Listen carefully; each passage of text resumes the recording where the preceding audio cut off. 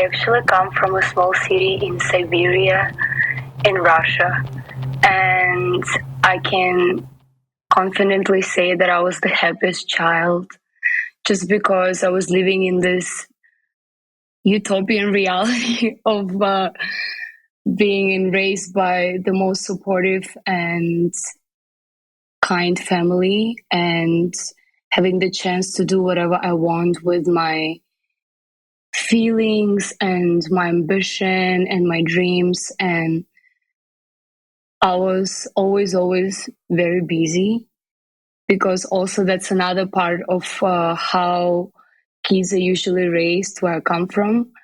You had your schedule packed. So I remember a lot, but I think mainly in life, like I remember things by feelings instead of actual experiences. So I just remember being very happy, but also being very busy and not having too much time to like actually hang out with my friends and build connections. Because since I was 3 or 4 years old, I joined a music school and I joined a group where we did acting classes and dancing classes and performance. So this is what I did outside of my school.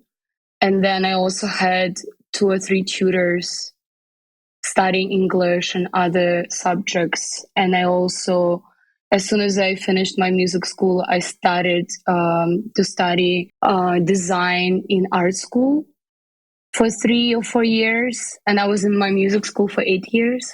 And I picked up and I learned how to play piano and joined the choir, and I know how to play guitar. So I'm very grateful for all of the skills that I acquired. But at the same time, I just remember being extremely busy and feeling sad that I don't even have time to mess up and do something crazy and go out with my friends and just like I didn't really have a lot of stories that I could share between classes with my friends where we all experienced the same, because I would always just run to school, run to class, run to school. And my mom, she's the best in this because she would always wait for me after all my classes and drive me directly to another schedule, to my art school or music school, and I would travel a lot for competitions because I was good at singing. I mean, I'm still am. So I would travel to countries like Germany and Poland to perform at competitions. Yes. And then I was always good in English, more or less. And I received a scholarship to actually move to London when I was 15, almost 16 years old, to study A levels and GCSE there and graduate basically in the UK. Tell me a little bit about what it was like growing up in your town. I mean, what was kind of the normal living situation there? The normal living situation, I just remember it being winter like 6 or 7 months a year, but I'm a winter child, so it always made me happy. But it's just always fighting through the storm, fighting through the snow, trying to get to school. Even though it takes you like 10 to 15 minutes, it would usually take longer.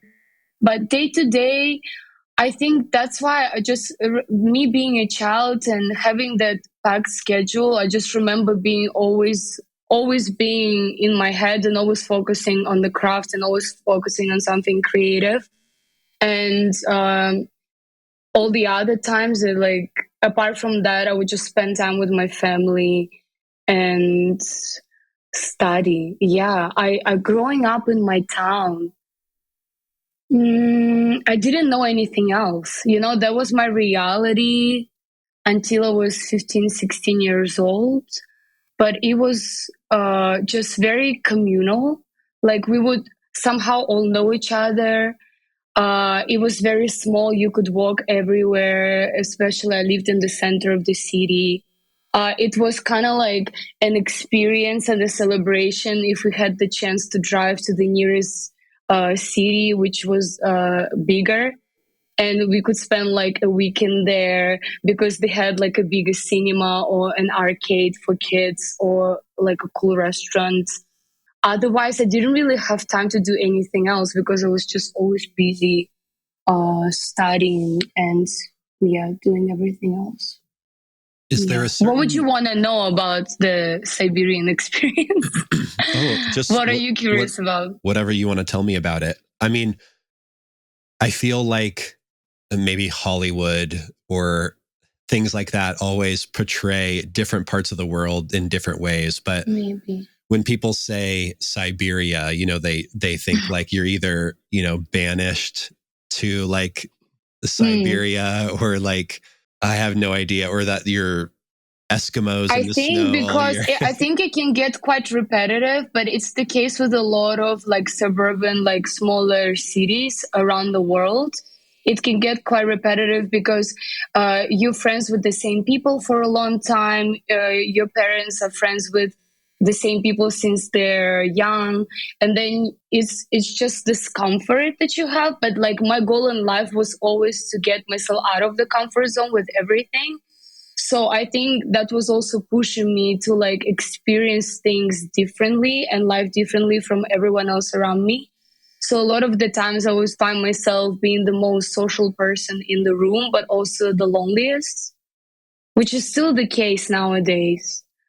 But I think that's normal when you love to express yourself outside of your body and outside of who you are, but at the same time you feel the best and you feel the happiest when you're just in your head with your ideas. So that was my experience, but it never really felt isolated because I didn't know anything else. I think as soon as I moved to London, which was such a big step, like from in the middle of nowhere to like a busy city, recognized everywhere. Like everyone know where London is. Not a lot of people know where Siberia is. I think then I was like, oh, I'm never coming back. Like I don't really even want to experience it ever again. And also it's because more and more, the further that I would step away from that life, the only reason that I would have to come back there is to just see my grandparents or my family. But we would also find ways to meet in the middle.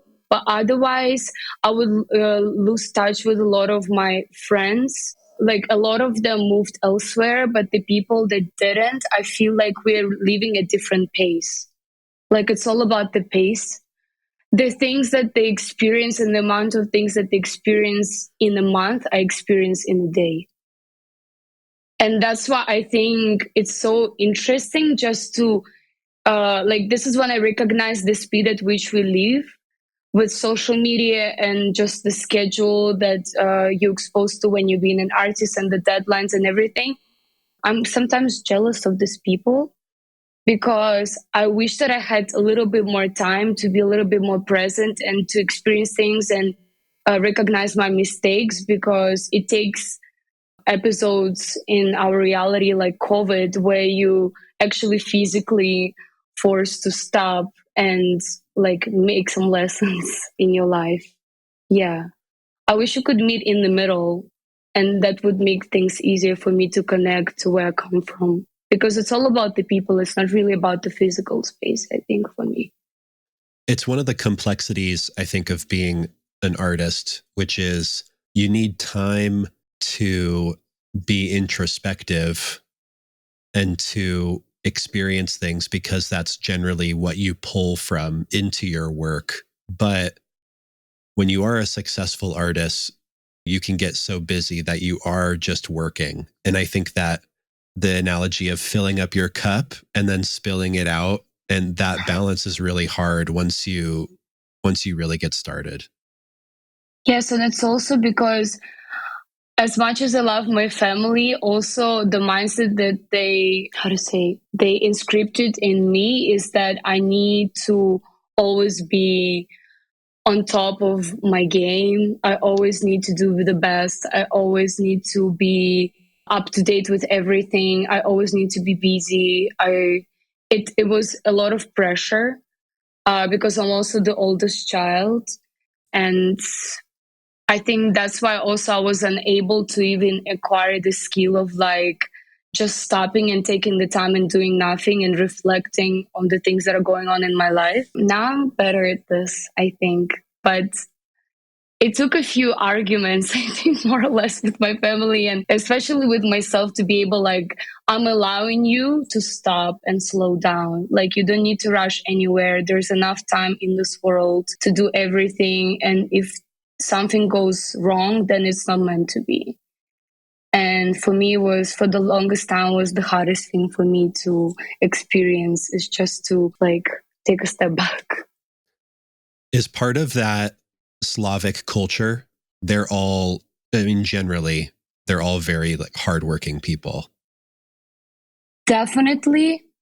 I think it just comes also from the upbringing, like of my parents being born in the USSR community, where it's all about like you need to be busy, you need to be a hard worker, you need to think of the people around you. You always need to include everyone. You always need to, yeah. I think there's a lot of like of what you have to do and what you don't have to do, and I think that was kind of engraved into my rhythm also, or through my parents unconsciously. But like it makes total sense, and also because everyone was being doing more or less the same, so I didn't know if that was wrong or right. And then also I think it's before I moved to London, it was never even my dream. Like I never really even thought about going somewhere else because I was always just living day by day, following my schedule. And then I had this opportunity and I was really scared. So I knew also at the time that I have a lot of things at stake. And then if I would like it, I would want to stay there and I wouldn't want my life to be differently. Like I only wanted to go up and for my life to be better and bigger and to have more opportunities. So for me, I had a lot at stake to be like, I need to do my best, which also for me at the time was just be busy 24/7 and have a packed schedule and join as many clubs as I can and know as many teachers as I can and just learn as much as I can. Because then this is the only thing I knew, like hard work pays off. And I depended on this more than on anything else, like luck or experience or serendipity, even though I'm quite spiritual and it also helped me in life a lot. But yeah. How did your parents know to send you to art school? I mean, is this something that you asked for at a young age? Is it something that they noticed about you that you liked singing and acting, and so they decided to do that? Because I would think, I mean, now it seems maybe normal to recognize an artistic talent in your kids in this day and age. But, you know, I mean, you and I are the, you know, similar ages, but I think back then it would have been maybe not as normal to send your kid to an art school. Definitely, but also I'm quite lucky because my dad in university he studied theater directing, so he was always very artistic since he was young. And then my mom is a children's psychologist, so she like I would have experiences where I was even in kindergarten and my mom would come into my class and then she would do a test on all of my classmates and then tell me like all about their profiles. And I think they just knew it right away because also I just had too much energy, but our apartment was not that big. So like I was taking too much of the space. And at the time, I already had also a younger sister who's 2 years younger than me. So they were like, we need to put this little human with this much energy somewhere because we don't have space for it at home. So the combination of them being quite artistic, like, and my family is quite artistic, um, and also me having too much energy, the end result was them like, yeah, she's going to all the art schools that there are in our town. That So was my experience. it was a blessing to have parents that Definitely. really were observant of you and Yes. were paying attention maybe to those gifts that you were showing even at a young age. Definitely. And then more or less, throughout my years of studying and everything, I think they were also trying to realize their own dreams through my experiences. Because my dad always wanted to do something with theater or music, but then it slowly integrated into being more like business oriented. So I think he really enjoyed like having those artistic experiences through having a child who's really into it, and then attending like concerts and certain exhibitions and everything. And my mom, she was just very observant, as you said, and she just knew it right away. And she never was like, it has to be this way or no other way. For her was like, let's try to experience this together, and then we will see if you like it or not, and you can be honest with me if you would want to do something else. But my mindset also was like, I would never give up on anything if I pick up something. So I was like, of course, when I was turning from a child into a teenager, still being in music school, I was like, I want to give up on everything. I'm so tired. I'm exhausted. I'm tired of the music school. I don't see how this will end. But I was like, but I still need to get this diploma. I still need to get the best diploma, because I was like, it's like I was letting myself down and my parents down because they had a lot of expectations from me. Did they grow up in the same town that you were born in? Yes, and also they met in the school where I went as well, like the primary and the secondary school. So some of the teachers that I had, they were my parents' teachers. Oh, wow. Yes, which was sometimes a blessing and a curse. Because initially my dad was kicked out from his previous school and he was transferred to that school for like bad behavior. So you can already recognize the dynamics. And my mom was like the quietest kid in class. Yeah, it's a very crazy story of how they met and then they reunited years later. It really felt like I was continuing the story of my parents when they were young, of my parents' life. Yes, and walking down the same corridors, and nothing has changed like since then. And them picking me up from school and constantly telling me stories about how they would go to the school and what they would experience, as like we were experiencing it together simultaneously. Yes. Did your town feel like it was paused at a certain moment in time? And if you go back now, does it feel that way? It never really felt that way during that time, because I think more or less things were opening up. And whenever I had time to actually experience things outside on the streets, or like recognize new places or etc., I felt like there was always something new. Also, my parents, whenever I had time outside of my schedule, they would always take me to the cinema, to puppet theater, to theater, on trips. I never really had the time to acknowledge whether it was something that felt odd. But now, definitely, whenever I come home, it feels like it's exactly the same how I left it like 10 years ago, which is really weird. It feels like a ghost story. I go through the memories of going to certain places where I would study, or where I would spend my time with my family or my friends, and it's exactly the same, like exactly the same chair, or exactly the same smell, or exactly the same playlist, even sometimes.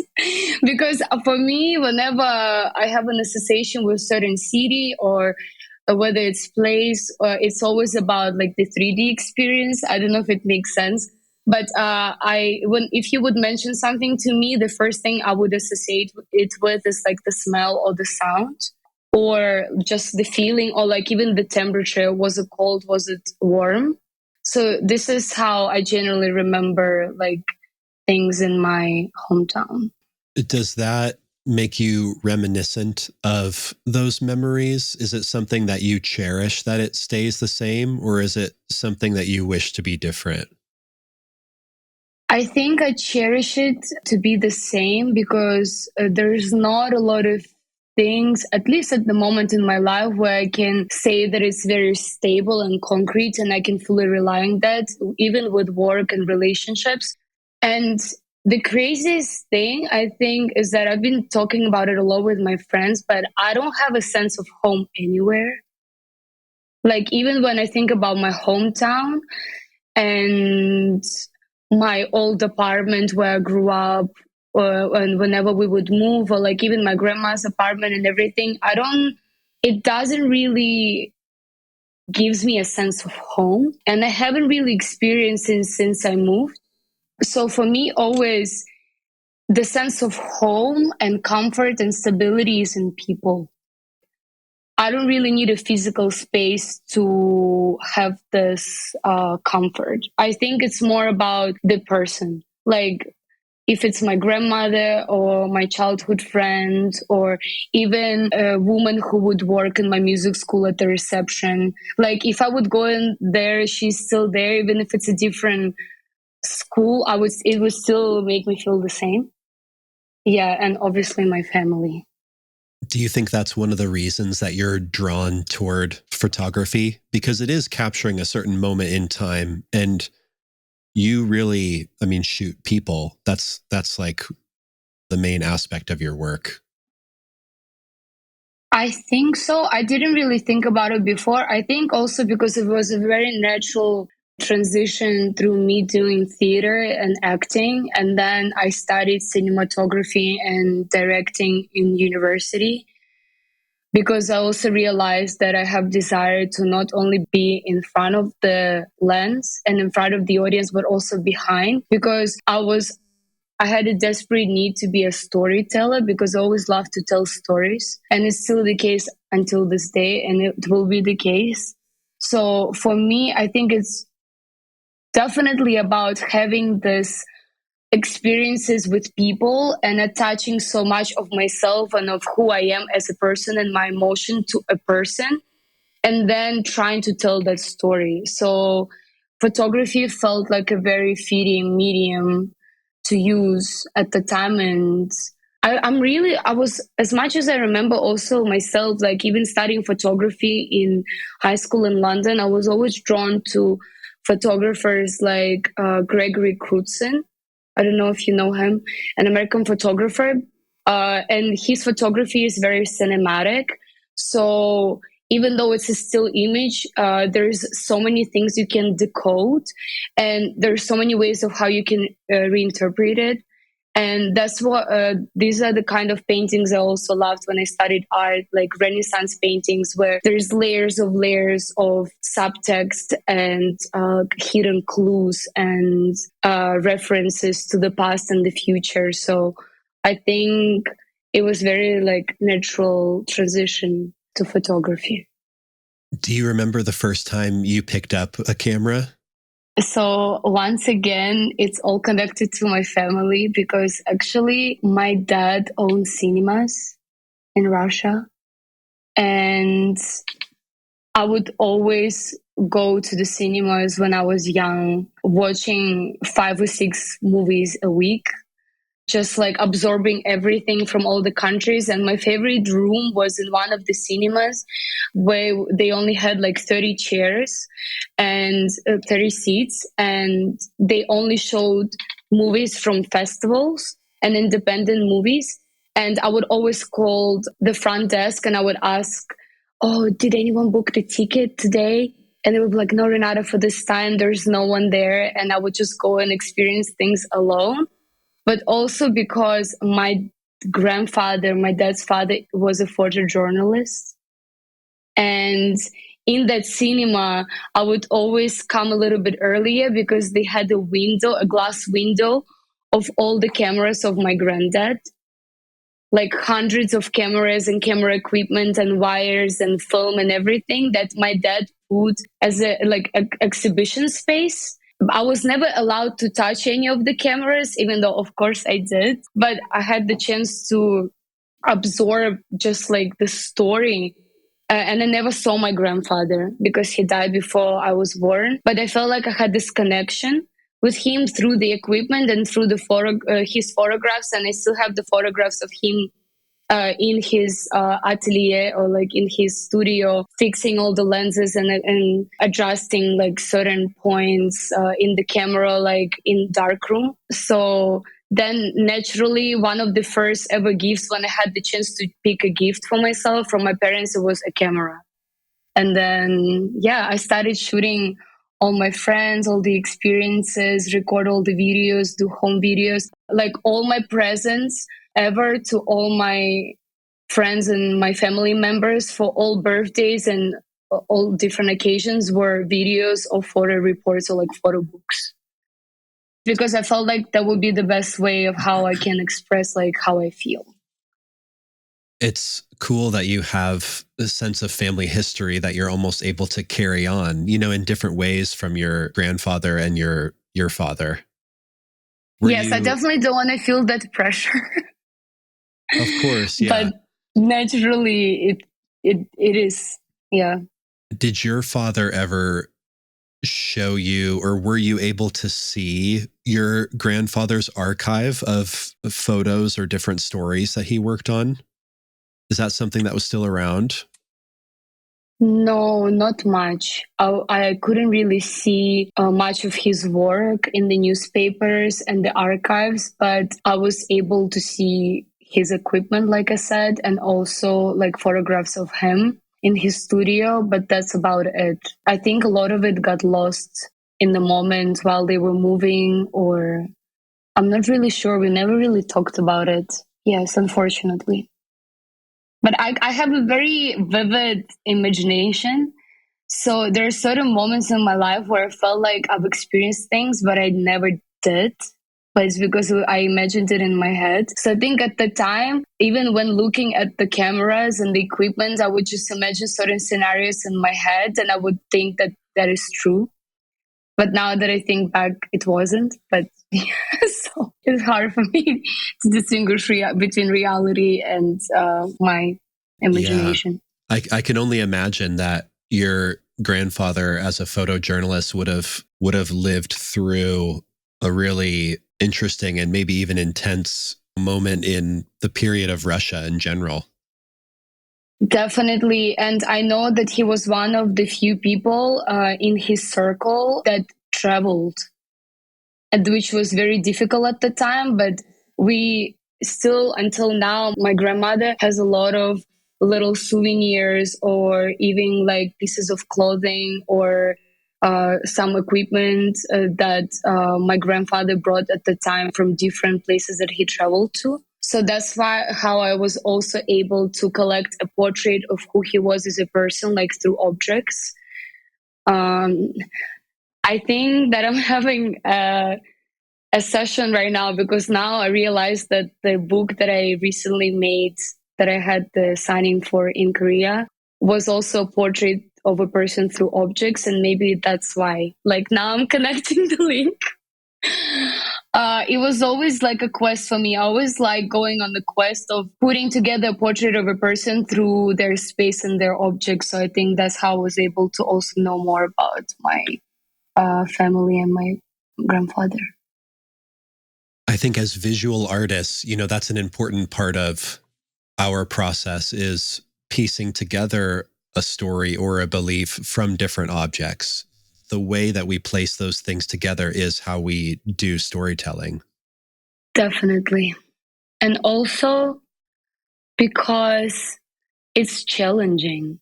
It's not one dimensional. I like when things have layers, and I actually like to, I think as much as I rush things in life and as much as I always live in this crazy pace, this moments of where I get interested by something like this allows me to take time, because I know that I need to be patient with certain characters and with certain personalities and with certain people in order for things to unfold. So I think this also helps me to live at a slower pace and focus on the quality of like the personality traits and the creative traits of what I'm looking at.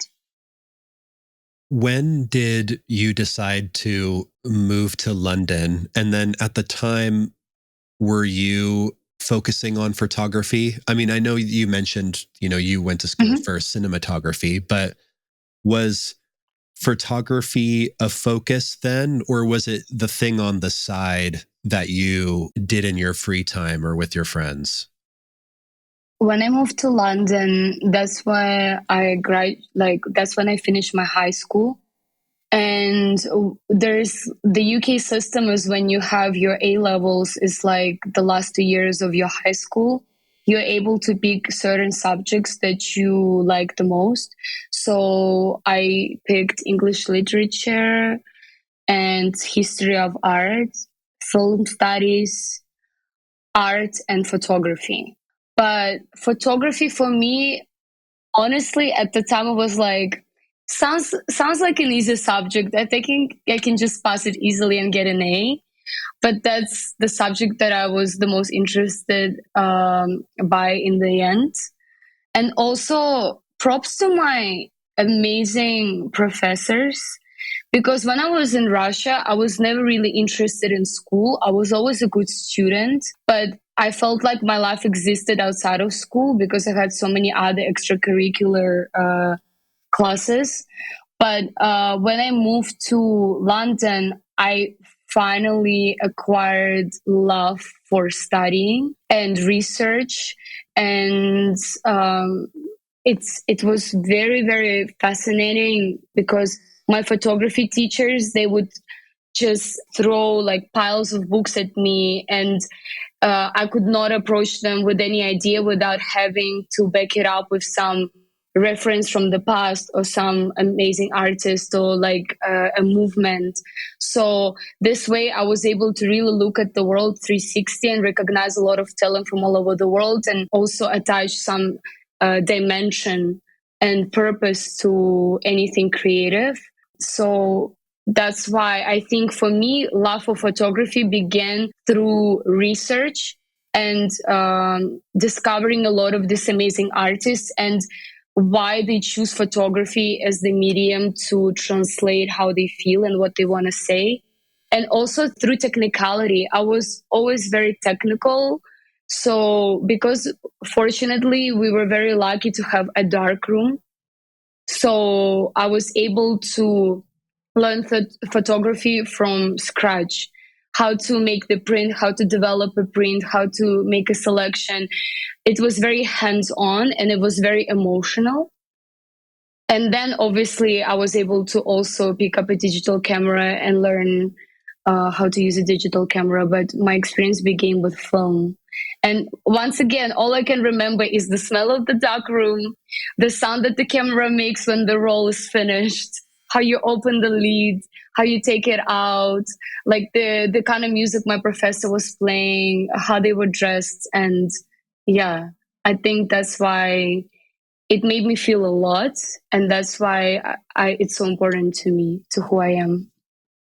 The sensory elements that encapsulate a whole process add so much dimension to the experience of it.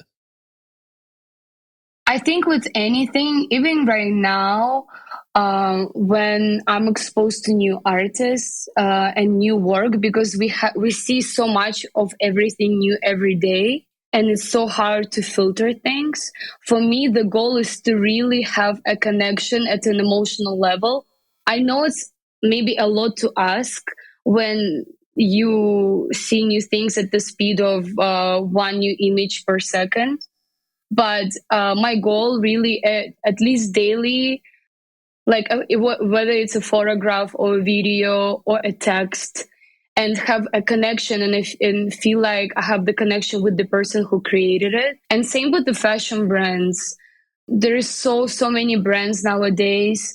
I think, truthfully, too many brands, and a lot of brands, they mimic each other, and I don't think they have strong identity, and they lose like they a lot of brands are being created with the purpose of just gaining attention and basing themselves on trends, instead of actually serving purpose or like having a story to tell. So for me, it's all about research once again. So I always try to have an opportunity or a chance to like have a conversation with the person behind a certain product, and just simply asking them a question like, what is your story? What is the purpose of this? Because then maybe even if it doesn't reflect exactly of what I like and my taste, maybe it will change my taste, because I will connect with it on emotional level, and it would want to make me like, I would want to invest my time in it and my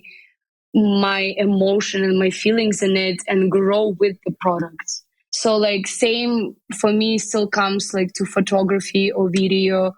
And for me, hopefully my work makes people feel something, whether it to be like through the pose or through a person's gaze or through color grading or framing or like continuity, everything. Yeah, the story aspect unlocks a part of the human connection, that's important in art. I feel the same way Yes. about fashion brands. I may not understand a certain point of view until I talk to that person, because then we're able to put ourselves in their shoes, I guess, and understand where they're coming from and why they do something a certain way. And also maybe it comes from personally, like maybe it comes from like maybe because I'm greedy and I'm always like hungry for a new story, for a new point of view. So even though I cannot personally put myself in their shoes, but just having this new reality being exposed to me, a new way of understanding, a new point of view, and like this what fascinates me, and this also what makes the relationship more long term. And I think for me now, really, like every relationship I make through work or personally, like I wanted to build upon this and invest in it with the intention of it being long term, because so many things in our life are short term, and I really want to feel like I have space to be vulnerable and to be just a human. As you said, like some of my favorite artists ever in photography, like Sam Taylor Johnson, or in video art, Bill Viola, or in movies, Andrei Tarkovsky, like all these amazing artists, they all talk about human experience and humanity, and but it's also very immersive. So this is how I want to experience life being an artist and being exposed to art. I think the human experience aspect is really what connects art on a long-term scale. I think it's just haunting. The thing is that a lot of things that we experience, or personally, like a lot of things that I experience it through certain work, it's very hard to describe it in words. And that's why we make a physical object like a photograph or a video or a whole experience like an exhibition. But I think we all connect through the feeling of that can be described, but it's just haunting. And unless I dig deeper and I will allow myself to experience it, I won't be able to sleep. Like that's just how it works for me.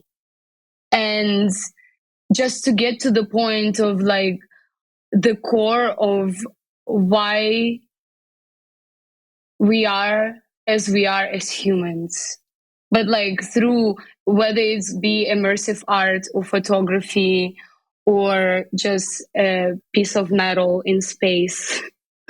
Because one of the few things that ever made me cry and made me feel so much was a Mark Rothko painting in Tate Modern, and it's just blocks of colors, but I saw so much of what I experienced in terms of like feelings of myself in it.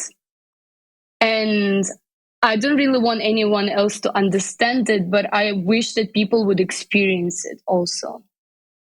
Maybe with something else, but it's a very haunting feeling that is also very addicting. That's the problem, I think. At its best, art connects deeply to others. And I've always said that, and I'm open about the fact that IRE and the work that I do in some ways is self-expression or self-exploration. But really, I think we do it for others. I think at least there has to be an element of that, because that's why I think as artists, we do explore deeply ourselves, because we had a certain experience that we felt or we've been through. And we believe that without words, we can share that experience. And so art as its best is exactly the painting that you're mentioning, which is there's no way to describe why it feels that way to you. It just is. It just embodies it. I think it's just the most beautiful feeling where you can find comfort in not being forced to describe things or label them or put a bullet point print, like list of what it makes you feel and how and why and what is the reason behind all of this, is where you can just not say anything. In the moment, that's just how you feel, or you don't feel anything, which is also an experience. It doesn't make you feel anything.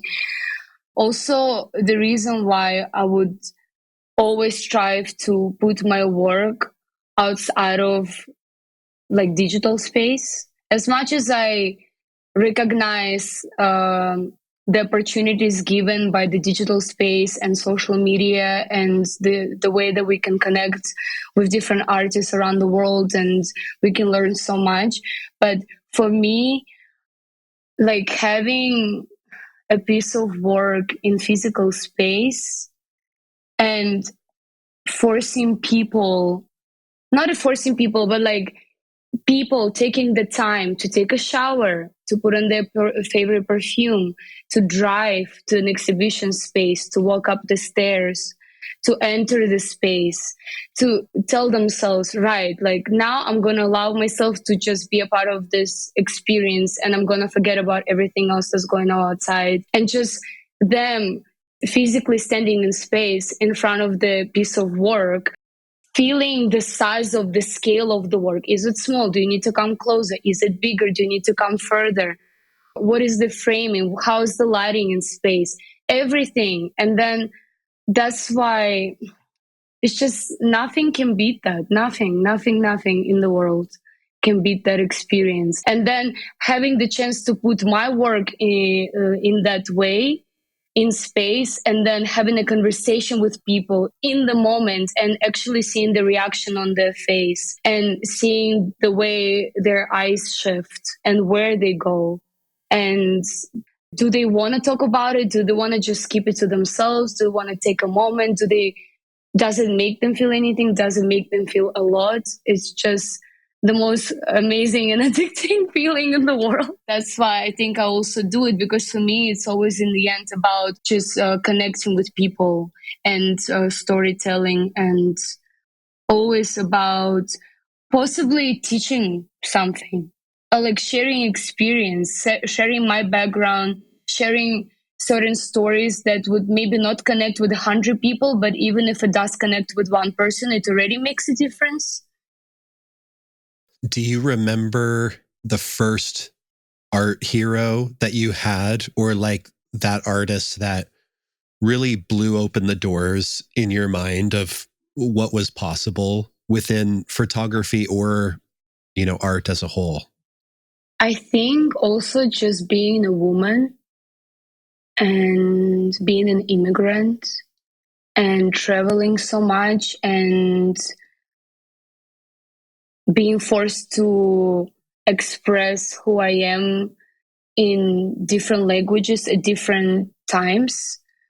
I was very fascinated always with artists like Marina Abramovic and Cindy Sherman and Francesca Woodman in photography and video art, because they were women in art that were recognized for doing the work that was around their identity, around who they are as women, what they experience at different times in their life, growing up and when they're older, and having the audience where recognize themselves in these women. But even though they all have different stories, but singularly, I think that was very motivational for me because I acquired confidence to just simply tell to myself, right, I'm young, I'm a woman, I'm an artist, I want to experiment with different media. I don't want to label myself right away and define my own style. I want to be able to experiment. I want to do work around other people, but also around myself. I want to have this freedom. And these women, they gave me confidence that it's possible and that there's always going to be people that would want to share these experiences and they would want to connect and it will find its audience. And also a lot of their projects that they're now recognized for, they started simply because they didn't know anything. Like they just had to because they felt so much frustration and they just wanted to be heard and they wanted to find the way to self-express, and it was like therapy. And even until this day also I believe that why wait for a perfect project or for a perfect opportunity when you can create it yourself? Even if you don't have the right audience for it, you can create one. So I think it's really just about this female self-portrait artists, and more now like Harley Ware, which is more like our age and modern day artists as well. When I think about Cindy Sherman and Marina Abramovich, it's interesting that they've transcended being a quote unquote female artist. But when you do think about their work, a lot of it is, or at least some of it, is about the vulnerabilities of being a woman. I mean, of course, Cindy Sherman, most of her work is self-portraiture and also uglifying herself, right? And also transforming, playing characters, allowing herself to be a plumber, which is a very manly profession, allowing herself to be a pilot, allowing herself. It's just like creating opportunities where she would have space to be literally whoever she wants to be. And I think this is so liberating and so beautiful because we are all put in this little boxes with a lot of restrictions and sort of norms of who a woman should be and what she should do and how much she should say. At least this is also one of the things that I experienced in my home country and in my hometown. And with Marina Abramovich, she also did some performances that allowed and invited certain things, but playing again on that vulnerability, and I'm thinking of that performance she did where she had the table of objects where people were able to use them on her or around her. And yes, is female vulnerability something that you want to show or feel like you show within your work? Definitely. And I think it shows because most of the people that, like, most of the subjects I shoot are usually girls or women. And for me, the goal is really, even though a lot of it is fashion photography, but especially my personal projects, so like my documentary projects, is to catch all these unsaid feelings in between and to have enough space to develop it further. Even if it's just through one photograph, just being able to depict the space or the outfit or her facial expression. That's why for me, always, if I do have a chance, I try to always have a conversation with my model before, just for her to open up and to share just simply like who she is as a person and her energy. Does she open up quickly enough, or is she more on an introverted side, and just adapt, because I think I'm quite good at adapting to people and situations in the moment. So that skill definitely helps me to hopefully depict the feeling or like an emotion that is unsaid, like all the feelings in between, or like even through physicality. I really love shooting movement and people in movement. I love shooting dancers. I love shooting people on the go. Or my favorite photographs that I usually select if I have the chance for certain exhibitions or projects are the accident photos, where it was a movement that was in between, but I feel like it's the truest one. So I think it's really just like the underlayers of like female existence. Do you think you like shooting movement because there's a literal energy, that's happening that is shown through the photograph? That's beautifully said. Um, yes, I'm just very drawn to movement because also I know that I would have to move with the model.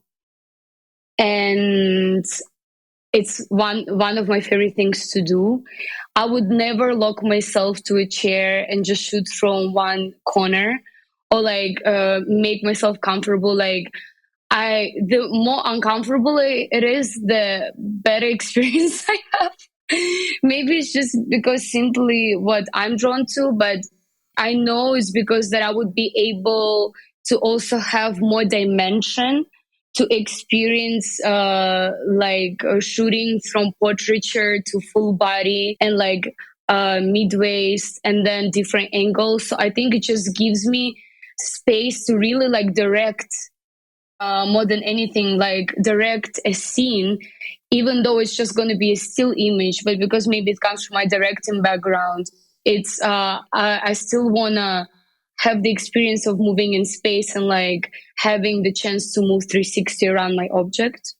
Yeah, it's my favorite. I think there's something about movement where it gets you outside of your situation or your mind. I mean, the fact that even how it's been studied and mentioned for a long time, but as creative people, going for a walk when you're trying to solve a problem can actually, in some ways, when you're not focusing on it, help you solve the problem because you're moving your body and you're getting outside of just thinking about something. So maybe, do you think that movement allows you to almost not so much think about the technical aspects? I think it's because also at this point I'm confident enough with my technical aspects, but also we photographers, we love the happy accidents. Like we strive for these moments as much as we plan every shot, or a lot of the times, like we are forced to plan most of the shots and like have the contact sheet of like images that we need to shoot for every look, like asked by client.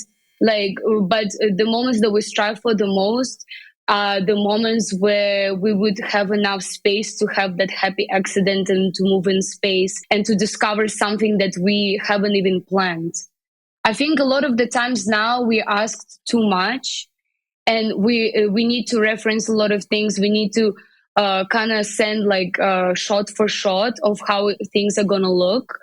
But I think the photos that I personally love the most and I gravitate to like even over a long period of time, and the work that I'm proud of the most is like it wasn't even on the schedule. It was just in the Right. moment. This is how me and my subject, like my model, we met and we both experienced it and we both needed to let it out, but we didn't even need to discuss it. Like it just happened naturally. It's almost like a spiritual experience, but it is actually. Yeah, no, it is. It is. But I think you also have to set the boundaries. I think that's an important part of the process because setting the boundaries helps you come up with the moments where you can be creative. And I'm the same as you. I mean, on the shoots that I've done, or maybe it comes down to the actual pieces I'm working on. Yes. It's like there's always a set idea, but then once we get in the studio or we get on set, there's like an idea that comes at the very end, and that might end up being the thing that you love the most. So I completely connect with that. I think it's also about allowing yourself to not be a total control freak, which I usually am, and also just allowing things to naturally unfold and trust the process, like not force anything. Because as much as I can control certain things, I also know that I need to let go of it, or let go of it. Because you just know then things are forced, and it means that the message is untrue. Like, simple as that. Like, no one would connect with anything like this.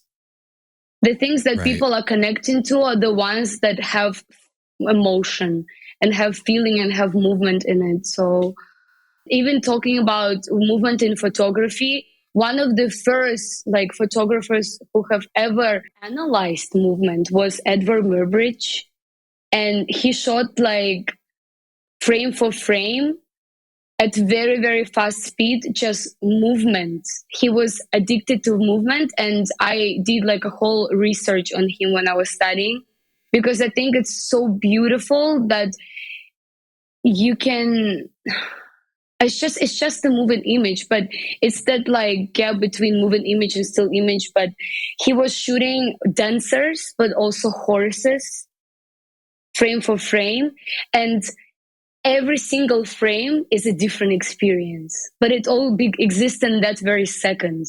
So I think I'm just striving to just having this moment, like even if it's just lasts for 2 seconds and it happens in the very end, or even if it doesn't happen in the moment, but it gives you an idea to do something that will change everything.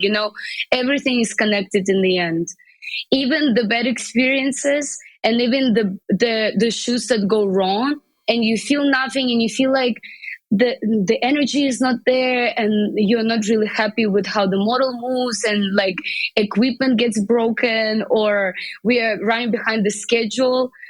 I don't know, just like even in that moment, it's like I know it's gonna come, because I just trust the process. Like even in during the shoot, nothing really happens, it still does. Yeah, it's weird. I don't know how to explain it. Yes, I think it's really just about trusting the process and allowing this magic to just appear when it has to appear. Right. Output is such an important part of the creative process. And I did not grow up playing baseball, but I always think about it in a baseball term, which is the best players in the world, they only hit it 3 out of 10 times. That's at a professional level. I think about that too when it's pieces I'm making or photographs or whatever I'm doing around it. You only really need a couple of things to really go right, to keep feeling great about things. I almost just know that most of what I'm doing, most of the ideas I come up with are going to be horrible. But because of that, I'm on my way to coming up with an idea I'm excited about. But also define horrible, you know? What's horrible to you might not be horrible to someone else. I think it's just really important, like you said, like even though it's like what we do is self-expression, and but like we almost need to get it out there, and we need to share it with everyone else, and we need to have an audience, because we also need to like bounce back, like the experience, and also to have perspective of things. It can't just be one way or another. It's always like, it's amazing when you think of an idea and there's one meaning behind this, but then there's people that get back to you and they experience completely something else. I think I really don't believe that the term like bad product or bad photograph exists, because it's just a journey. Of course. Yeah. This is how I felt in the moment. This is how the day was. This is how how things unfolded. and it's still gonna make a difference. Also for me, in the moment, this is what we're experiencing, and we almost had to define this is a good photograph and this is a bad photograph. Now that we are invited to see introspectives and like big exhibitions of artists from the past that we admire, like they put everything out on display, like room from room you move and you see their work, like 20 years before they became successful, and all their little notes and pads and little sketches and little like contact sheets and everything, and like there they were just having fun. And I think these are the objects that I'm drawn to the most, because this is what makes them who they are. And this is just, once again, all comes to like human experience. And this is the most haunting part of like the introspectives personally for me, because the work that is the most recognizable out of their career, and even like your career in the future and now and mine, like people already know it, they're already familiar with it, they already experienced it. But I think once again, it's all about the moments in between, is what made you come to that idea. And I think it's as important as your most best work that got the most attention, you need both, but I also think as artists, and maybe that's the part where the self-expression comes in, is when you can say, you know what, I don't want to show this image, or I don't want to show this piece, because part of the agreement we have with each other is that there is self-restraint that goes into it.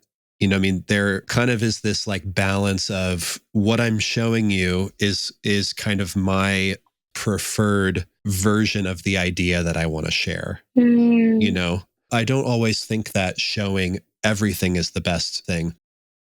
Of course, if you showed every image you've ever done, there will be people that connect with the ones you hated, definitely.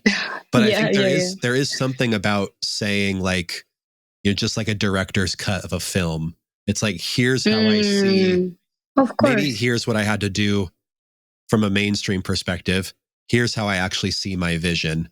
But even then, a great director will shoot, a scene 30 times, and they only really pick one. And we are fans. If they do, Yeah. Part of being a fan is knowing and trusting their opinion on their own work.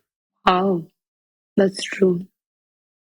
And also having that support, from other artists around you, and collecting opinions, I think is very, very important. Because personally, because I'm a freelancer, and basically my work is just me, and it can get very lonely.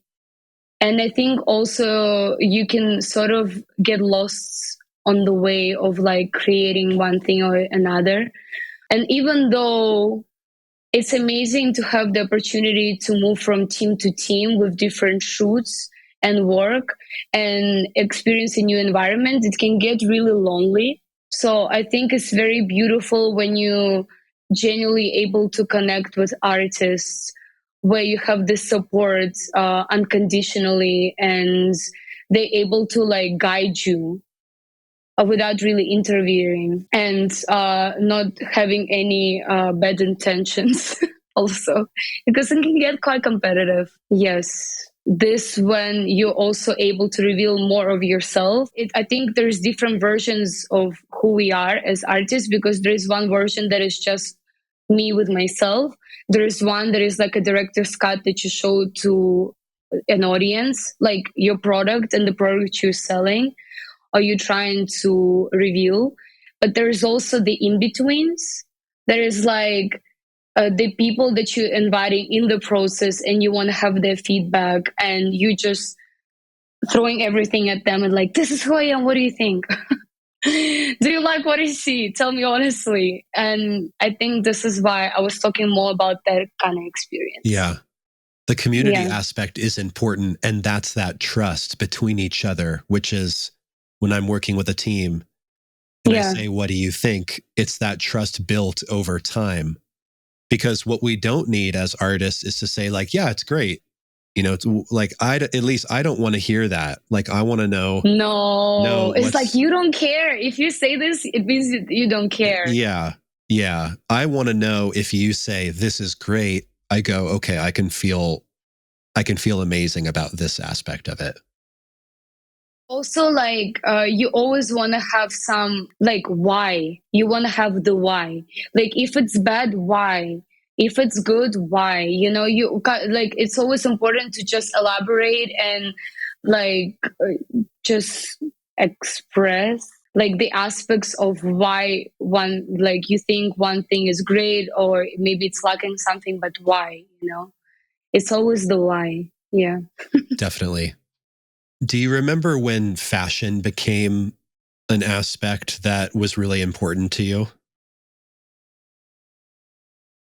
I think just living in Paris, or moving to Paris, like, it's such a crazy creative fashion hub that, like, naturally I was exposed to so many new brands and many different events. You know, I think, like, I've realized that it's also important to add fashion to my identity because it can be a supportive tool of, like, just self-expression once again, of, like, the colors that I choose to wear, the shapes that I choose to wear, how I'm presenting myself. It also helps you to set the right tone for the right environment. So I think naturally I was just drawn to it, and I used it as a tool, and now it's a big part of my life. Why did you decide to move to Paris? And did you move from London? Yes, I just moved directly from London because I wanted to study filmmaking.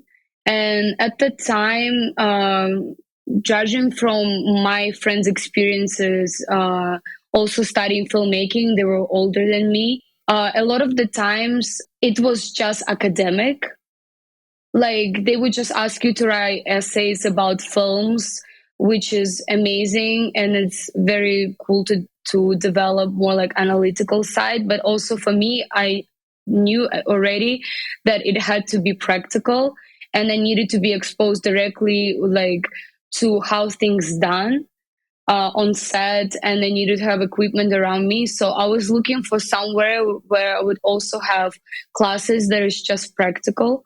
So I was able to find a university in Paris that had both. So, for example, I had, like, a film studies class that we would write essays about films and we would analyze them and we would discuss it. But we would also have a 5-hour cinematography class every week where I would be like, directly figuring out how the camera works and just very hands-on and, like, actually shooting and directing. So I think for me that was very important because it's still 3 years of my life, and I didn't want to, like, go to waste. And also it just had to be the capital because I didn't really think of anywhere else to go except for, like, bigger cities like London, Paris, or Berlin, because, like, it's all about connections that you also make. Like, I just knew that I had to be in a big city because while I'm studying, I was also able to already acquire, like, connections and having certain projects and just having more opportunities to, like, find what it is that I want to do as soon as I graduate. I didn't want to waste any time. Yeah. And so part of going to Paris was because of school, but you Yes. also found yourself in the fashion capital of the world. So some of it was on accident, and then other parts of it must have just been the environment you were around. Definitely. But for me, it was very ambitious because I had my whole life, like, everything was happening in London for me. Like, my sister was already living in London, and then all my friends were there, and, like, kind of the new chapter of my life, a more adult version of who I was, like, my identity, everything was in London. And then because of university, I just decided to move, but, like, without even thinking, I never really visited Paris before. I didn't know French. I moved from living in a student accommodation, being surrounded by people like me, into an apartment and just like living by myself fully for the first time. It was really hard because I just felt so isolated and alone. And also, really, my goal at the time, like, I never really thought about fashion. Like, for me, it was really all about directing and photography and like telling stories. And at the time, also, it was really hard for me to make friends because I was really occupied by my university, but I never really wanted to connect too close with my university peers. Like, my goal was to always look outside the box and to find life outside of my university and to build life outside. Yeah, so for a moment it was really isolating. But then, yes, naturally things shifted. It started to work, my formations. Do you speak French now? Yes, I speak French. I never really studied French, but I just naturally picked it up because also with work, a lot of the times it really helps you to speak like French when you're based in Paris. I'm sure you've experienced it, even though you have the support and you're surrounded by a lot of English speakers and foreigners that you're able to communicate with. But like just administrative stuff, and I was doing it for everyone. I was doing it for myself and for everyone else in my family and for my sister. I think just naturally I was like, yes, this is just something I have to do, and I did. Yeah. I'm curious if language and knowing 3 languages, right? You know 3 languages. Yes, and I also understand a lot and I speak a little bit of Korean because of my passion for this Yeah. country. Yeah, we can I want to come back to Korea for sure. Yeah. I'm curious if knowing these different languages and having to express yourself verbally in different ways depending on who you're talking to, has that had an impact on your artistic form? I thought about it recently actually, but I feel like my personality, just being a Renata like woman and a human and also an artist in a way is already split into different personas and identities. But on top of that, also like speaking different languages and all of them have like emotionally I have different associations and experiences with every language. I think definitely it really impacts how I work in every setting with every team, and I think subconsciously it does affect the direction of my work and the like just the reasoning behind everything. I think even the way I speak English and when I switch to Russian and when I speak to French, switch to French, like I'm a whole new person. Yeah, when it happens simultaneously, but yeah. Yeah. Does it feel schizophrenic at all? Or does it almost just like all add into a single experience? Does that make sense? Yes, definitely. I would never define it like this because I would just like scare myself if I would say that it's schizophrenic, but honestly it is. I'm going to be very honest with you. It really feels sometimes like it's very exhausting because I feel like I cannot be 100% myself in like separately in every language. I cannot express myself 100% because even with studying, for example, in work, because I studied photography and history of art and English literature and directing in English. Like sometimes when I'm trying to conversation, so I'm trying to have a conversation with a Russian speaker or like direct work in another language, I cannot even communicate properly because I only know the definitions in English or like certain terms in English. So I think it really slows down the flow. And I think maybe it also kind of prevents me from having the space to actually focus on the creative aspect instead of just like simply trying to communicate the idea. But also at the same time, I think it really allowed me to just be bold with building very meaningful or deep connections everywhere, like outside of Europe and like in Asia and in US and stuff. And yeah, because I already went through the challenge and I just accepted it because this is just going to be my experience. And I was able to just be like, okay, why not take it a step further? Like this one hurt me. If I'm also going to try to communicate with two different languages through a third language in the country where they didn't even speak my language. In a way, it's a fun challenge, but also I think that's why I'm able to have certain connection and experiences in life that are very different from a lot of people that are around me. Right. And it's very particular, you know? Yeah. Yeah, I'm sure it can be difficult to express the different ideas, because there's words or there's a feeling in English where you may have to describe it in a paragraph, but, in Japanese, it might just be a single word that encapsulates the perfect idea. So I know that must happen too between French and Russian. And so trying to organize that, I'm sure, adds a lot of depth, I would think, even if it feels like you don't have the right words exactly with whoever it is you're speaking to. I would think together it adds a lot of value.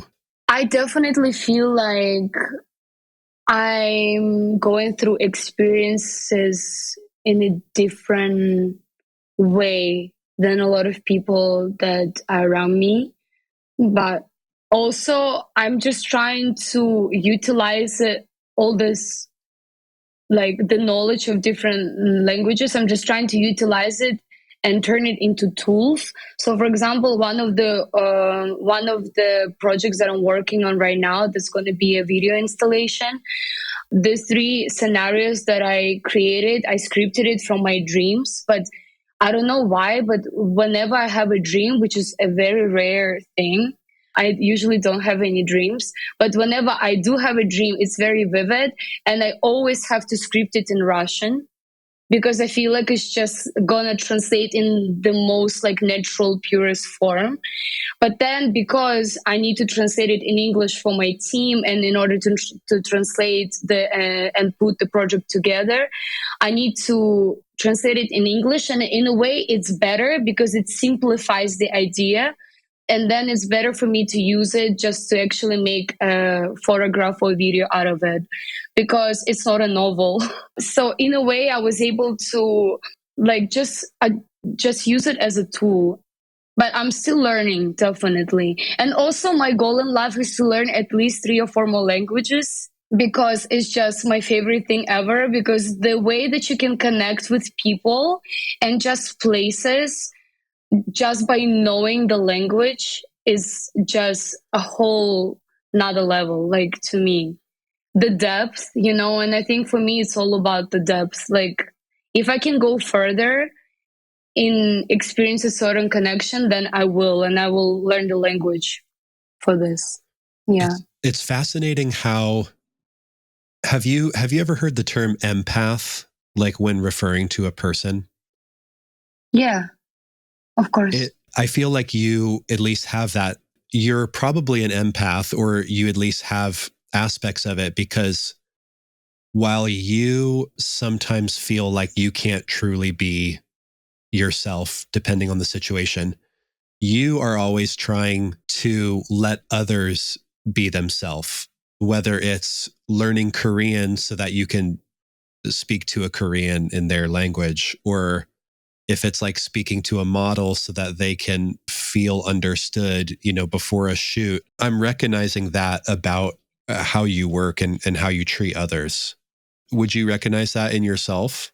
Actually, yes, but also it's because for me, once again, maybe it all comes down to like seeking for a sense of home and just belonging, and like just belonging to sort of a certain team or group. and always feeling like I can connect and I can belong.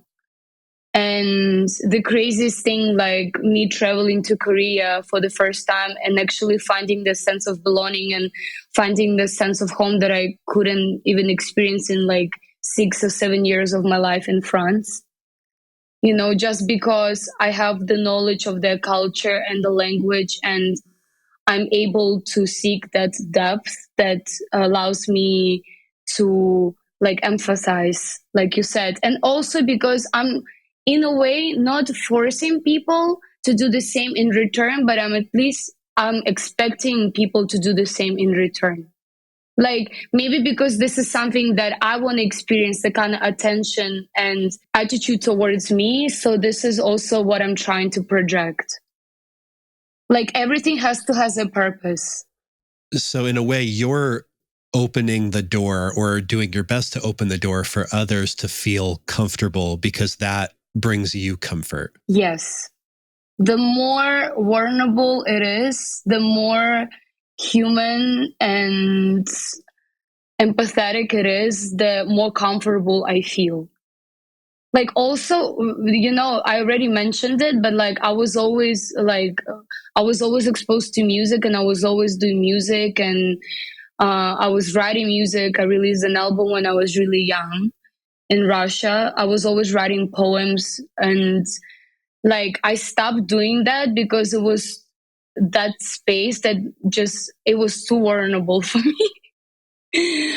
I felt like I was completely exposed, and I was not able to hide anything of who I am, or like build any surface around myself to protect myself, like emotionally, because it was just the most vulnerable and fragile experience ever.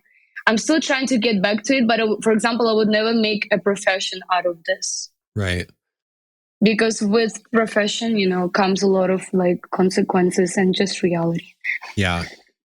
So does photography, one of the benefits for you is that it adds a layer of protection or of safety between you and the world. Exactly that. I think because that's why also at some point I started to have the need of also being behind the camera, because for the longest time I was always like in front, and then I just needed to have this physical and emotional protection and kind of like a shield, because I couldn't do it for myself, because I'm so empathetic and I'm so like I'm very sensitive. If you're experiencing something and I can sense it in the room, and I will be on the same level with you, and for the moment at least you would feel like I'm your closest person and I'm your best friend. Like it's honestly a blessing and a curse, because a lot of the times I give too much of myself away also. So I think photography really helps me to at least feel like I have that physical space that kind of separates me and the object and the person, and I'm able to like use it as protection for myself. You're right.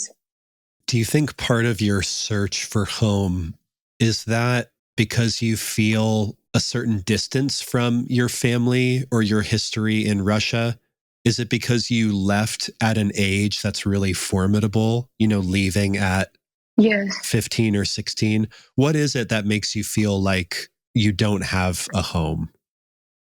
I think I'm just searching for that once again, because I have like split identity in terms of how I express myself, living in one country, coming from another, and then talking in a third country's language. It can be like these layers already, and this experience already isolating me from initially where I come from and where home is. But also it's because I'm so used to having all my meaningful and important relationships being long distance, like my family. Even though of course we can talk on the phone, and we do all the time, it's just actually having the experience with the person, having the memory. And for me, like you already understand, I think more or less it's very important. It's all about like the the sensory experience, like the 3D experience in space. And I feel like for me, it can get very lonely when it's all on the phone, but like physically, I'm not in that space. And also my sister, she lives in another country and I'm very close with her. And a lot of the times, like my romantic relationships, they were long distance. So I think in the moment, at least, I'm trying to rebuild or curate things in my life that will be at least like the closer to me as possible with work and everything else, but also just having that distance because I'm just so used to it. Right. When you're balancing 3 or 4 cultures, it's hard to feel like you can just spend your time connecting to one, which adds that sense of feeling like you don't have a true home. Yes, but also the most beautiful thing is that in my heart, I'm a true nomad. And I feel for me, I can easily just travel on the other side of the world, and what I've done multiple times, and just find the most amazing connection elsewhere. I think this is also one of the most like beautiful things, that this is like the positive aspect from where I come from, or like what I'm experiencing. Right. And part of that is because you've had to become good at it because you've done it multiple times. So it's a skill. It's the contradiction, the beautiful contradiction of searching and wanting a home, but also the need for adventure. I love an adventure because also for the longest time I was living in the mindset like everything is important, but only what's happening in the future. Like I was living more for the future. I was excited for the future, but I think since COVID, I realized that we truly do only live once. And I want to grasp as much as I can from experiencing life to the fullest at 360. Because also when I moved to London and I was studying like at 16 and I was in the class studying economics, we were all drawn to one subject. For example, like we were studying like biology class or economics, but in this classroom there were people from 20 different countries and like 20 different nationalities. So for me, I think naturally I had to adjust to that environment and find comfort in it, and now it's just my lifestyle. So that's what makes me the most at home, or like closest to at home, just being at 5 places at the same time. Like people ask me, what is your favorite place? And for me, it's really a combination of places. Like if I visit these 3 or 4 places in a year, then I would feel like, oh, I feel complete. Yeah. Let's talk about Korea, because I know that's a place that's really close to your heart.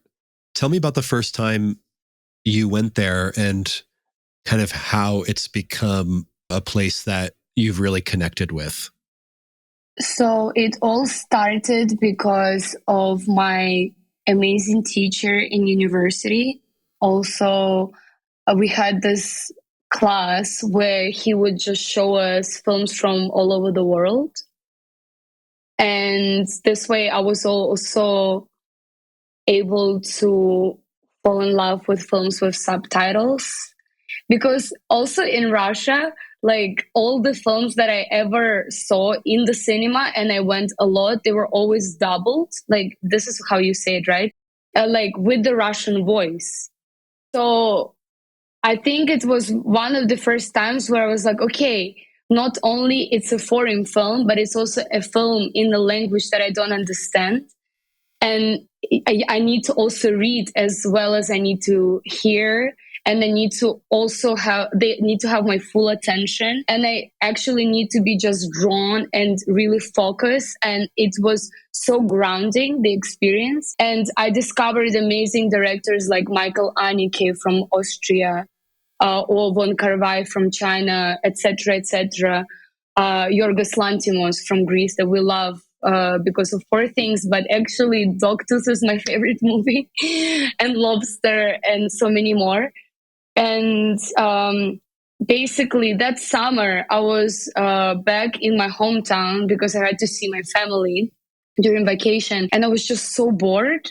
So I started looking up all these random different TV series and movies in different languages, and one of these films was a Korean film. And truthfully, I just fell in love with the language, like with the way it sounds. I don't know what is it about the language, but it was just so melodic, so beautiful, and the expression and how it goes up and down and the flow. And it's just, then I started to discover some underground artists, like R&B artists and indie artists from Korea, and I started to do my research on SoundCloud. And because when I become attached to something and then I like something, I become addicted. Like the research is like university level, like 50,000 words essay on why I like this or this thing. And then I started to discover TV shows and YouTube channels, and it really, I fell in love with the culture. And also it was kind of escapism for me, because I was so busy with work in my university, and I was so busy with like building my life in Paris from scratch, that for me was really just escapism. And I really loved that feeling of, for the moment, just in my head, like experiencing something outside that I've never experienced. So then I decided to finally visit Korea, first time in 2019. And already now I've been there 8 times since 2019. The rest is history. I think it was a sign, and I believe in signs, because at the time I had my favorite music artist that whose music I didn't understand. Also, maybe because it gave me a sense of relief, because I always understand everything because I know so many languages, but because it was in a language that I didn't understand, and it was just purely based on the flow and emotion and music.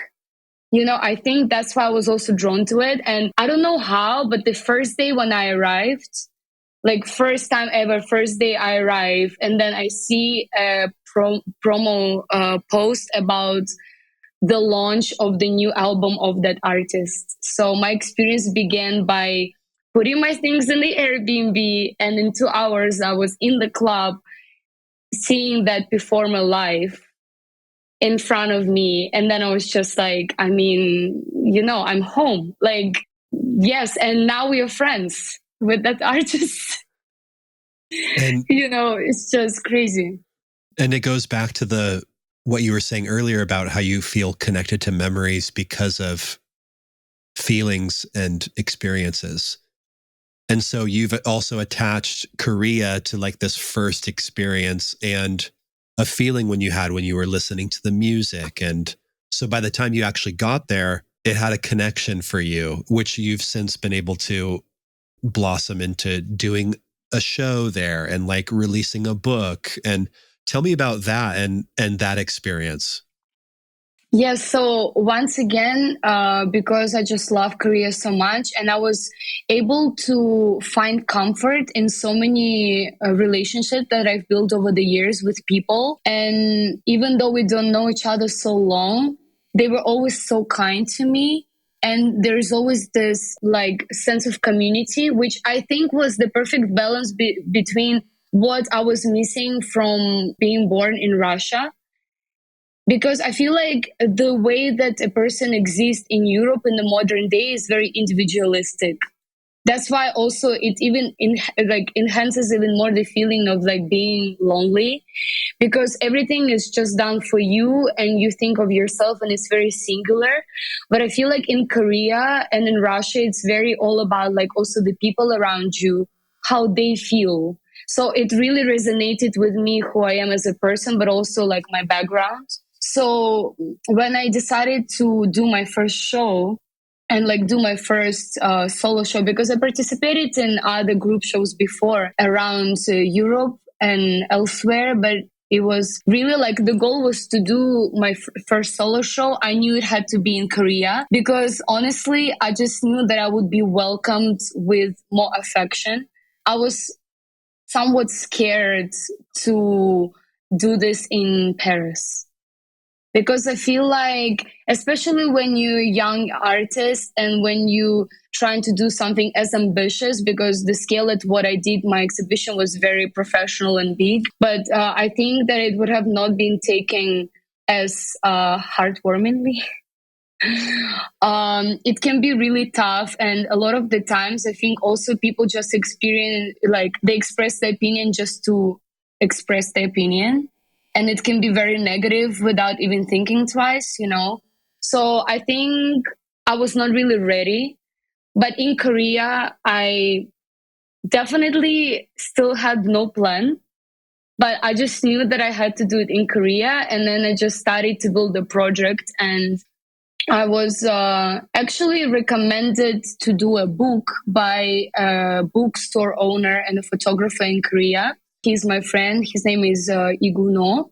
And he wanted to sell one of my books that I did with the DJ, but it was a non-commercial project. So he also encouraged me to do something new. But then I was like, but why not turn it a book into a whole exhibition, and I can also make a book.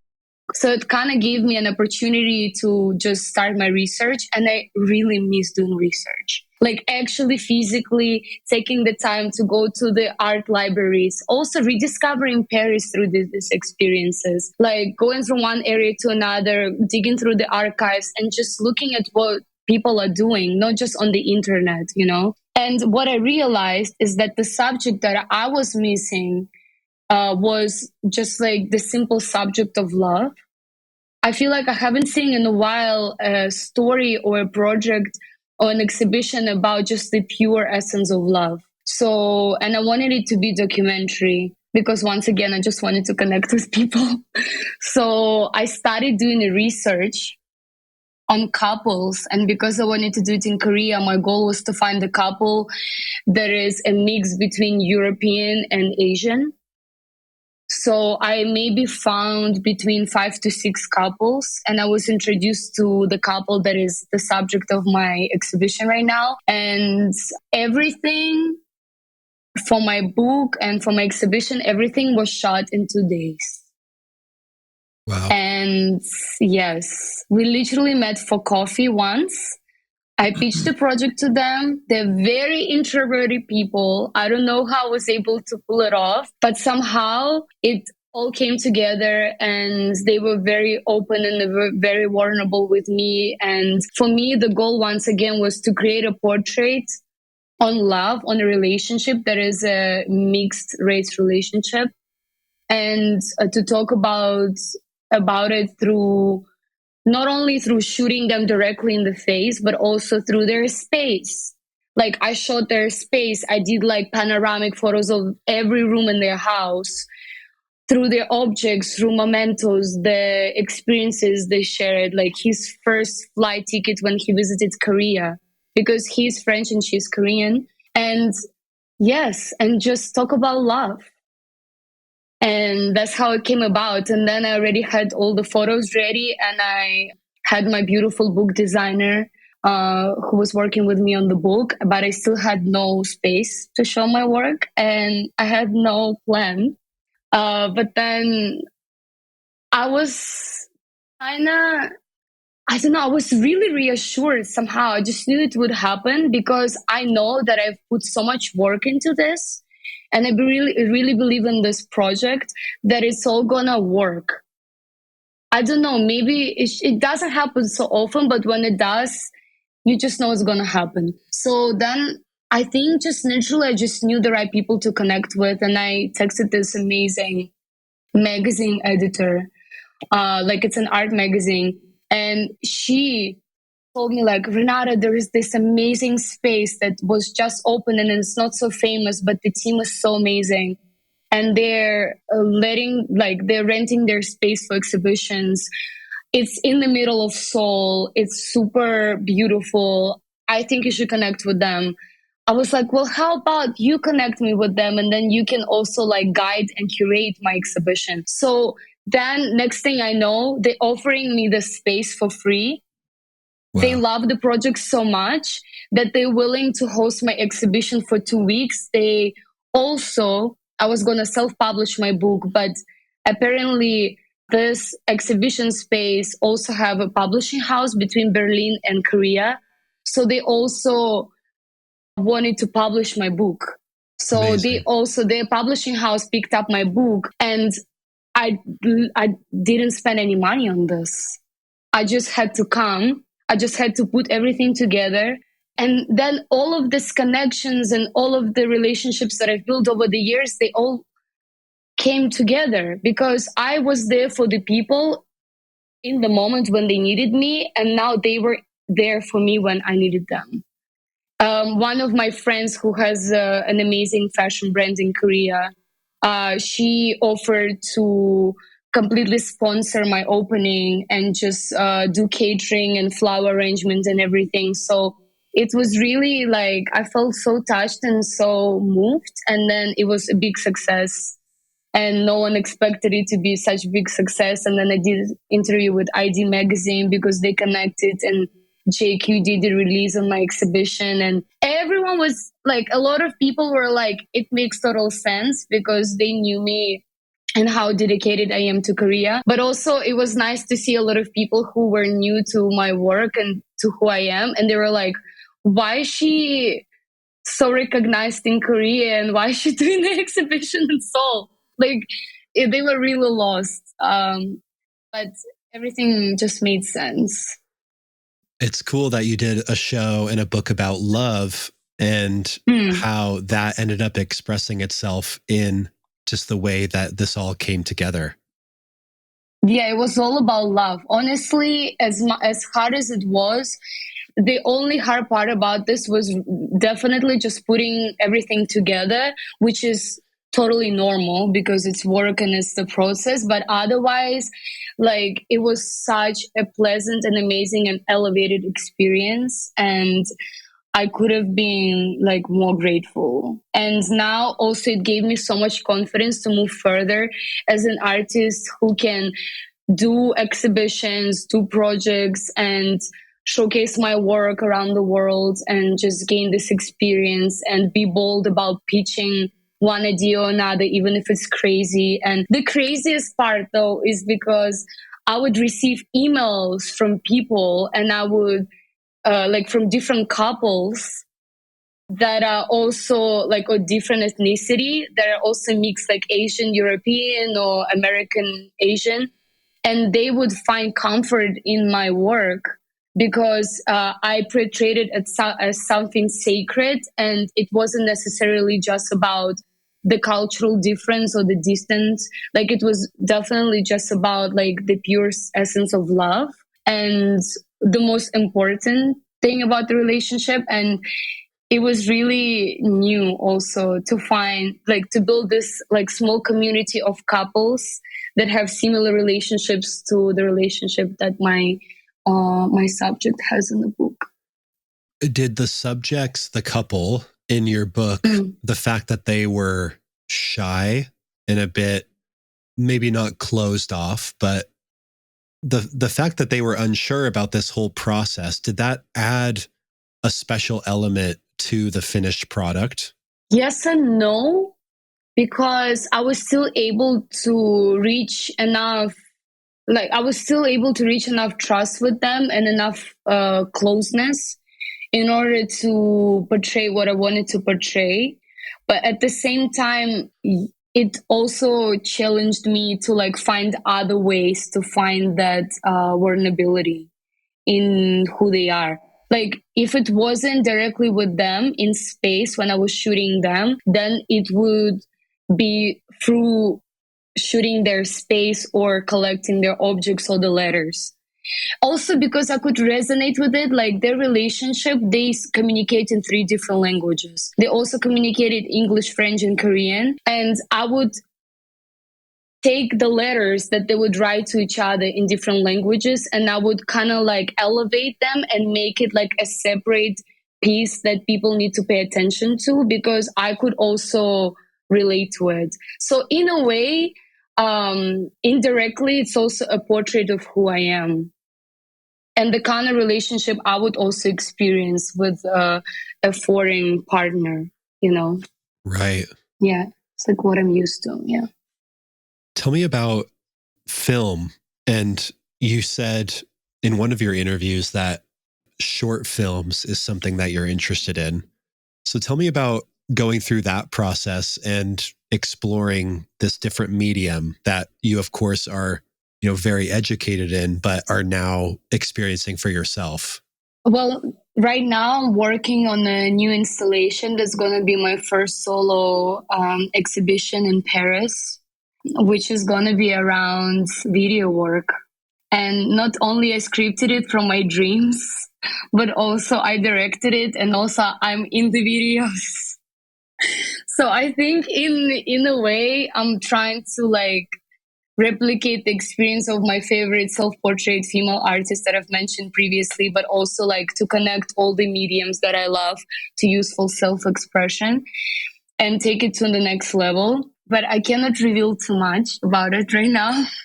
All I can say is that I'm dressed head to toe Kiko Kostadinov in all my videos from the latest collection.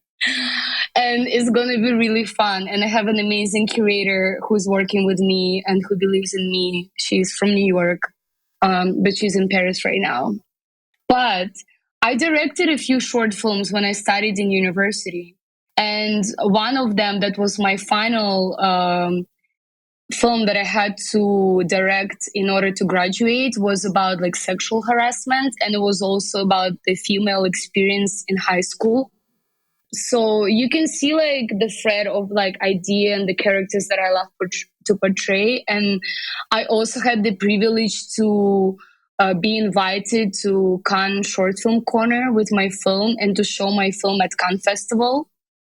Amazing. When I during my last year when I graduated, and experience Cannes Festival for what it actually exists for celebrating film, which I think is changing slightly right now, the whole experience of Cannes Festival, but it was amazing. But now, truthfully, I believe that the only way that I will start working on a short film or a feature film right now, which is still my dream, is if I'm able to find the story that will just like, it's either I have to say it or I can't do anything else. And also, with filmmaking, you need to put everything else aside. Like you can really, you sort of have to pause your life and then just focus on the sole experience of filmmaking.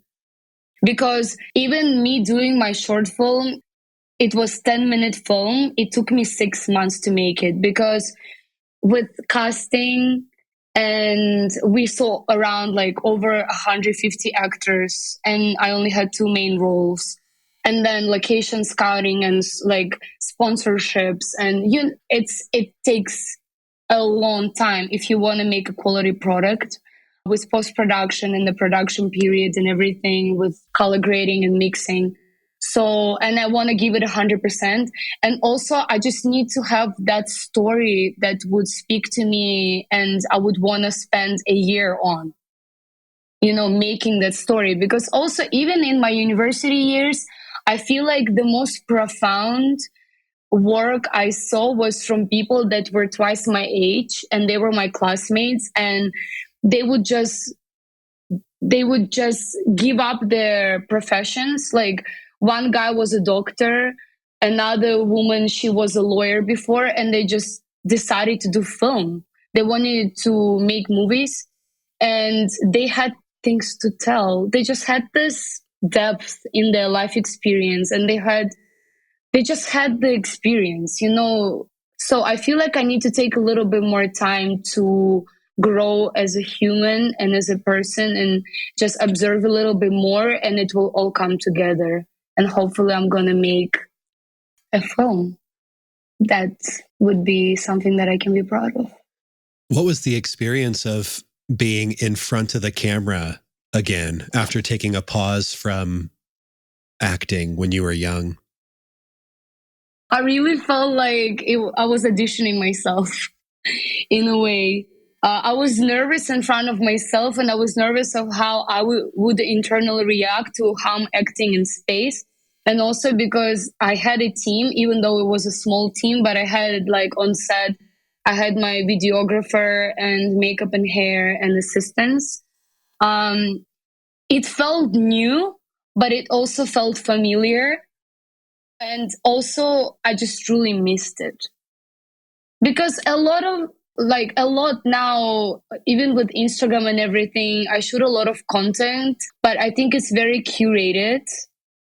And like I mentioned before, like I have a brief in a way, and then I just need to follow it. And then I only have the freedom to create something within the brief most of the time. But I feel like with these videos, I could just fully let go.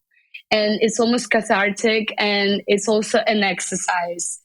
Also, one of my favorite ways of displaying work is kind of like Francis Bacon triptych paintings. I love how you can also once again divide something that is still and then multiply it and kind of like expand the experience. So even my video, like every action is tripled. So it's going to be 3 screens, and it kind of show perspectives on like a different angle in space. And I'm only in one of the video. Oh, no, actually in 2. It's like, but there's like a zoom on one of them. And I had to repeat the same action multiple times.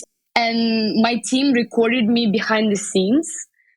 So much so that we actually making a book, like a separate zine out of it, because I just have so much BTS footage, and it's like its own living organism with like even the process of getting ready or like picking the right chair. Oh my God, picking the right chair for the video was really like, it's just interesting how expect something else to be challenging, but the most challenging thing about the experience was picking the right chair for the video. Yeah. Yeah. Well, and It's fun. the more Yeah. minimal the project, the more important every single detail is. Because if you have this maximalist idea and there's just so much happening, the individual aspects don't matter so much. But if it's you in a hallway with a chair, you know, I mean, that's like what that chair looks like matters to the nth degree. Yeah, it's really stripped down, but it's also, as much as you can be very abstract with your actions, you also need to know exactly what you're doing. So it almost has to be choreographed. But thankfully, my background in dancing, so-called background, and my love for movement and dancing, I think also just like it's just in me. So I just trusted myself. It was extremely fun, and I really want to do more things like that because it's amazing when you can take one story and translate it through video and photography and painting and still object and just take it to another level. And there's like endless possibilities. It's amazing what we can do nowadays, I think. Do you feel like you've found your voice, or is that something that you're constantly looking for?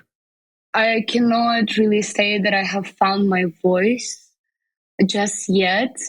And it's true that by definition, like most of the time, and especially in the past, like an artist is only considered established or in general considered an artist if they have like their style and their voice. But I think thankfully nowadays we are definitely given more time and more just like understanding to change and like be prone to change and to change voice and to switch from one direction to another and not be afraid to show a completely new direction of your work. So I feel for now I'm still allowing myself to just experience and learn and just still look for that voice. maybe at some point I will be forced to define myself, because people love to have everything by definition. Already, even now, like when I'm approached by certain agencies, hence why like I'm still a freelancer and I'm still a one woman show and do everything. I have a few assistants, but I'm basically in charge, is because they ask me to define myself. They ask me to define, like, are you a photographer? Are you a creator? Are you a stylist? Are you, like, they want me to choose, but I don't understand why I need to choose when this is all parts of who I am. And it can just be one singular thing. And then it doesn't have to be just one product that I'm known for. So I think so far I'm not feeling too much pressure of being in that phase of like experimenting and finding the voice. So I'm gonna stick to that.